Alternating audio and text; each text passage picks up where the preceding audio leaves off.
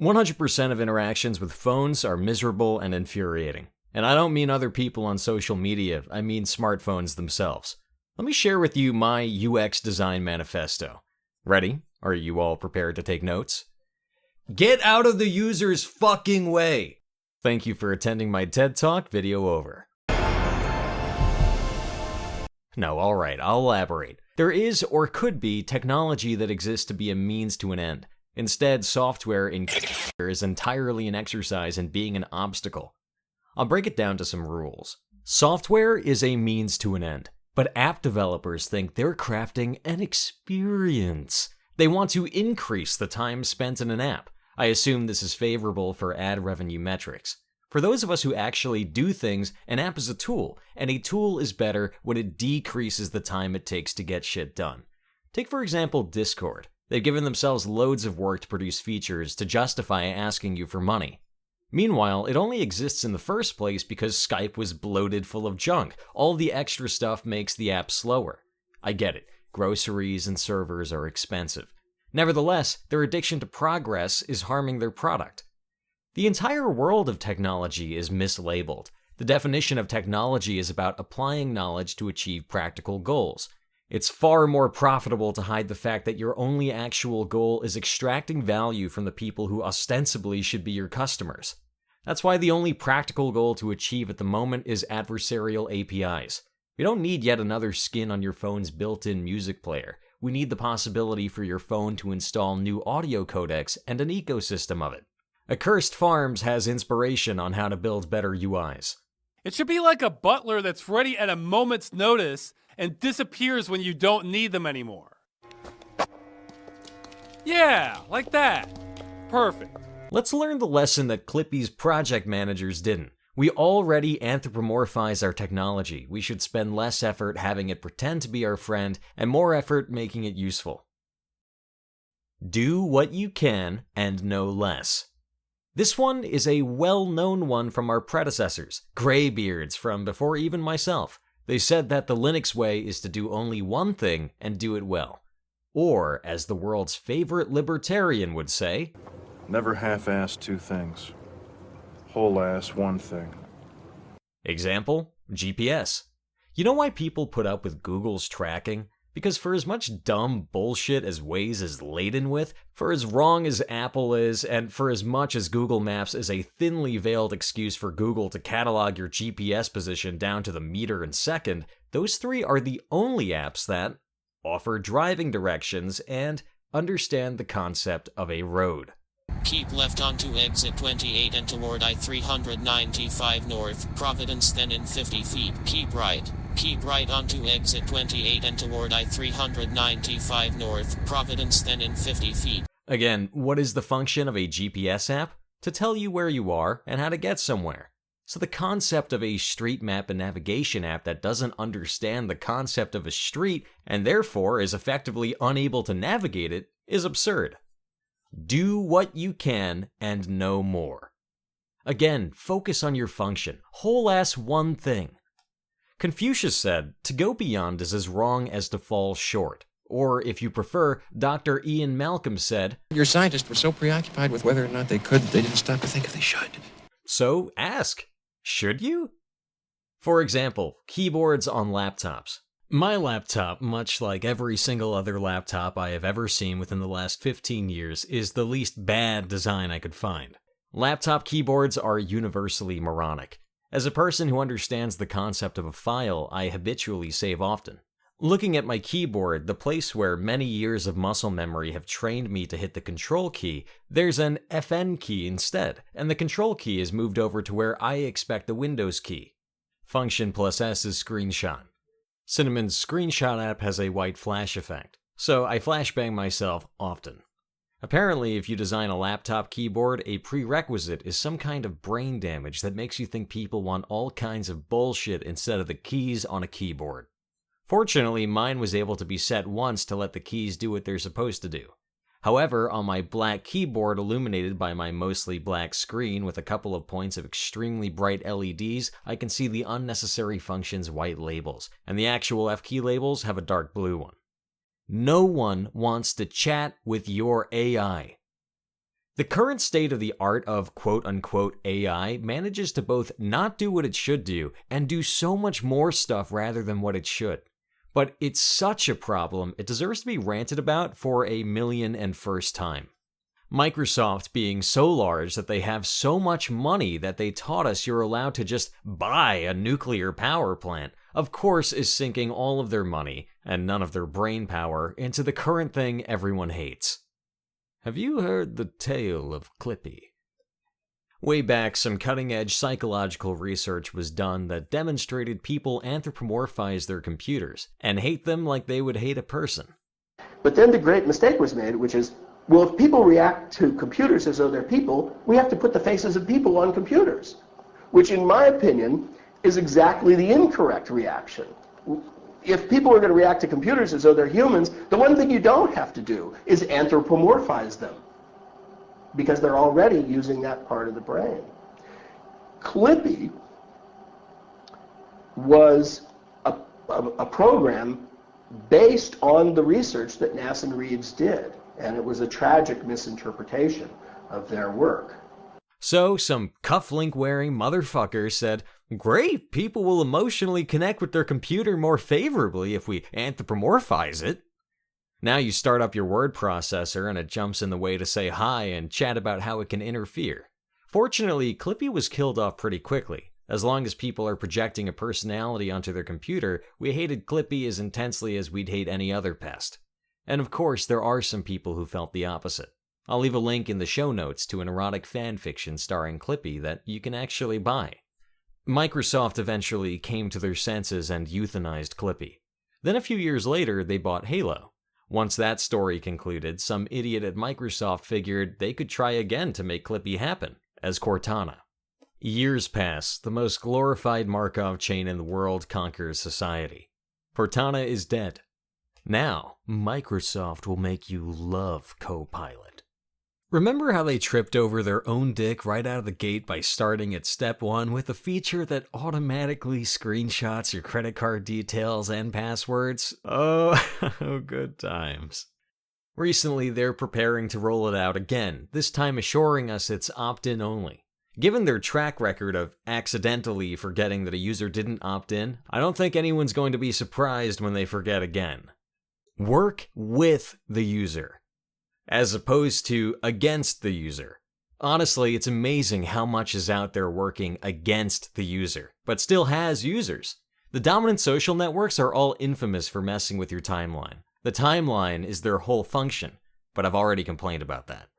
Question: how do you automate your phone? If you try and do some research online, both sides of the walled gardens have a plethora of stupid ways to decrease your productivity of automating other stuff from your phone. But since your phone is the nexus of your security and identity, you aren't allowed to let anything go poking around in it. So there is almost no concept of automating a phone, and therefore you'll have to pull up DavX and hit refresh manually. You're begrudgingly allowed to install apps without Google's or Apple's blessing through third-party app stores, but you may not automatically update them. Because no one likes ads, if you're a professional marketer, you market yourself on the grounds that you can make a stronger impression, which means making your ads more intrusive. Everyone hates ads. Everyone hates pop-up ads much more because they pop up. I would have thought this was obvious both experientially and tautologically, and yet... So in the extremely rare event that a person searches the wider internet for something to buy, and the even more rare event that they find a good result, they might read the webpage. Imagine the audacity it takes to stop someone from trying to give you money to ask them to participate in some extraneous junk. Get out of here. The Digital Markets Act of 2022 in the EU granted advertising corporations the right to view the data they've generated, the right to take their data to other platforms. In other words, big tech gatekeepers don't get to lay claim to advertisers and treat them like property. It demonstrates we all know interoperability is great and enclosure is bad, but only shareholders, people don't get the same. When making a useful tool, interoperability is the most important thing. Before praising AI, before praising the iPhone, society loved that the internet connected everyone together. We had a futurist optimism that ideas and communication could flow, making the world a better place and building great things. That didn't happen though. Now when you try to get two technologies to work together, they do what they can to inhibit you. Gmail does not like when you try to use a different mail client, perhaps one with a working spam filter. Cars used to be forced to use a standard headlight, but naturally that was lobbied to death. Be transparent. They say knowledge is power, which explains why businesses obfuscate as much as possible from their users. Ask any doctor how much anything costs, they don't know. Ask any mechanic how much something would cost, they don't know. Yet they expect you to agree to be on the hook to pay an amount they'll decide later. Hidden information is bad. Software should have observability for itself during development, and you might as well provide that same observability to your users while you're at it. Apple says phones just work, so the world keeps the faith. When something doesn't work, if there are logs, good luck finding them. On a real computer, if the whole thing is foobar, you can reformat and start from scratch. If your Emacs configuration is out of control, you can do the same. Declare Emacs bankruptcy. But if your phone appears to be haunted, shrug, throw it in the trash, and buy a new one. Let's not retread what Apple hath wrought against the right to repair. Security theater has a lot of overlap with other problems. Most often, lying about security is the excuse for user hostility. Surely, I don't have to remind you that flying is a nightmare, almost entirely for one reason, the TSA, which is undeniably purely security theater. Meanwhile, in the US, where the shoe bomber was headed, for all the effort they put into telling you that their petty rituals of dominance are for your protection, they missed 70% of test weapons. In 2008, when the TSA felt they weren't getting the respect they entitled themselves to, they switched their uniforms to look exactly like police officers. Okay, TSA tangent over, back to nerd shit. Websites are afraid of DDoS attacks. A web server is a fallible thing that can only deliver so much. But that isn't why a disgusting number of websites block VPNs, as evidenced by the fact that they give you a professionally styled front-end web page saying they'll let you read if you sign in. Conform to known paradigms. You know how a save icon is a floppy disk? A type of storage media so old, I bet if you're listening to this, you physically can't use it. But the association has stuck. You know how on mobile, the menu of all your options is probably 3 parallel horizontal lines, aka the hamburger menu. Another association that everyone just went with. IRL, this extends much further. Red light means stop, green light means go. So when you have an action that could be destructive, you color code it red, and when something is constructive, you color code it green. These associations are arbitrary, but since they're there, we keep them. Can you touch type? Imagine I presented you with a blank keyboard. You'd still be able to type due to a lifetime of training. Prime example, recent episode of LTT had them forcing Android on some iPhone users. To summarize, there's a circle with a symbol in it, and surprise, it doesn't respond to being tapped like every other button. It wants you to drag sideways. The camera button on the lock screen. Yeah. It looks like a button, so you'd go to click it and nothing would happen. You go to click it. To me, if you want somebody to swipe, you do something that makes it look like it's a swipe. It's a meme that we've all learned. If something is wrong, you press it. Allow customization. There's a wise comment on that Accursed Farms video. Coming back to this now that Windows 11 is out. Imagine being able to move the taskbar. We had no idea how good we had it back then.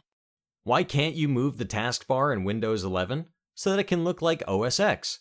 What is the only rationalization that Apple investors have been giving for Apple's success? That Apple has good taste in interface design. Apple insists that their UX is good because of the decisions they've made for it. We're trying to make great products for people. When Apple speaks, the rest of the world obeys, so customization options are viewed as less and less important. Not to mention, if you're stopped from customization, for example, modding in some armor for your horse, now it's something that can be sold to you instead. Companies love to dumb everything down, and in response to criticism, blame it on a hypothetical group of lowest common denominator people. This way you're not presented with the ability to customize, it's moved behind a paywall. But the whole premise that customization is inessential is wrong. Normal is not a valid target. The Air Force learned this in the 40s. At its worst point, 17 pilots crashed in a single day. After multiple inquiries ended with no answers, officials turned their attention to the design of the cockpit itself. To obtain an updated assessment of pilot dimensions, the Air Force authorized the largest study of pilots that had ever been undertaken. Out of 4,063 pilots, not a single airman fit within the average range on all 10 dimensions. If you've designed a cockpit to fit the average pilot, you've actually designed it to fit no one.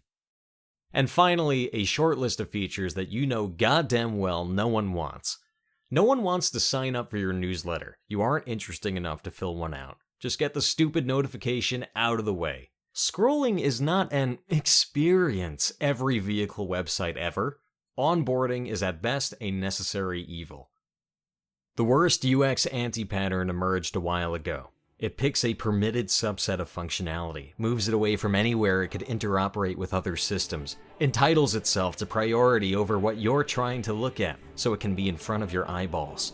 It's everything people hate about pop-up ads, but so commonly done that it gets enshrined in UI libraries. The floating action button. It's a software screen notch, the pinnacle of getting in the way.